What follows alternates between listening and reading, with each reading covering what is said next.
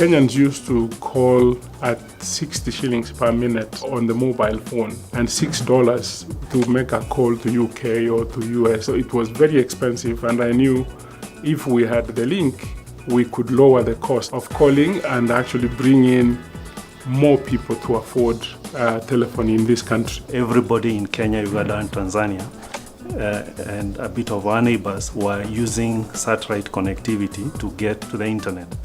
And that internet access via satellite was, one, very expensive, and two, it had a lot of latency. Where there is one cable, and there was one cable in West Africa for many years called SAT3, the pricing of cable capacity sat just below satellite capacity. So satellite capacity was sitting at $3,000 a megabit, and cable capacity sat at $2,000 something dollars a megabit for literally a decade. So the question then is, how do you fix the problem?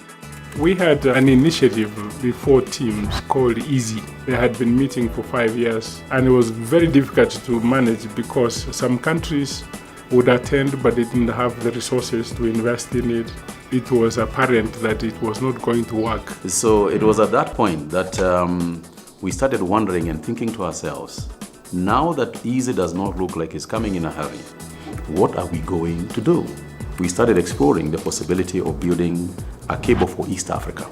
For us, it was very difficult to raise like 80 billion to invest in it. We consulted with various operators if they could invest in it, getting practically all the operators in the country. The business model that we developed was where we were going to forward finance and then later on to offload it to the private sector. And so it worked because all of the competitors were part of the Teams cable. And what we agreed on as a financial structure for the cable was that instead of getting a financial return out of your investment in the cable, what you got was a share of the capacity on the cable. It was a very unique model which nobody had ever attempted to do. To this day, it's working beautifully, it's working very well. What happened, of course, is following the success of Teams, other fibre-optic cables were built.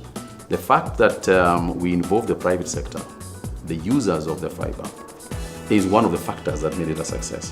What we need to learn from Teams is not just the capacity, the broadband capacity, but a model that can now be replicated in other sectors where you have players competing but have invested in the same infrastructure. It's very important for the ICT industry in Kenya to be able to have access to good capacity and at a good price. We are now interconnected with Google in Nairobi and Mombasa. We are also connected with Google in London. We've partnered with Akamai to localize the traffic from the Akamai network. We're moving from an area where physical positioning in the world is no longer relevant, and I think governments all around the world are starting to recognize very, very critically that technology is the biggest single enabler that they have in order to grow their own world economy.